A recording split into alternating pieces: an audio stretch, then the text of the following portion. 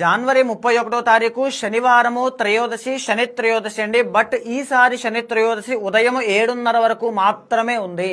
శని బాధలతో బాధపడేటువంటి ప్రతి ఒక్కరూ కూడా ఈ ఒక్క విషయాన్ని, ఒక్క పరిహారాన్ని చేయండి. మేజర్లీ ఏదైనా ఒక ఇనుము పాత్ర తీసుకుని అందులో నల్ల నువ్వుల నూనె వేసి దాంట్లో దీపాన్ని వెలిగించండి. మీరు ఖచ్చితంగా నల్ల నువ్వుల నూనెతో దీపాన్ని పెడతారు శని భగవానుడి దగ్గర, కానీ ఇనుము పాత్రలో పెట్టండి. బికాజ్ శని అంటే ఐరన్ కాబట్టి. ఇదే కాకుండా ఏ రాశుల వాళ్ళు ముఖ్యంగా పెట్టాలి అంటే కుంభరాశి వాళ్ళు మీరు తప్పకుండా పెట్టాలి.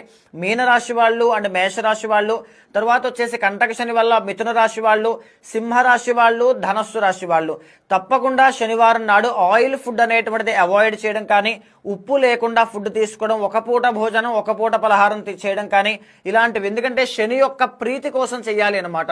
శనికి గౌరవార్థంగా పదార్థాలను ఆ రోజున స్వీకరించకపోవడం చాలా మంచిది. నవగ్రహాల చుట్టూ ప్రదక్షిణ చేయండి. నీలాంజన సమాభాసం రవిపుత్రం యమాగ్రజం ఛాయా మార్తాండ సంభూతం తం నమామి.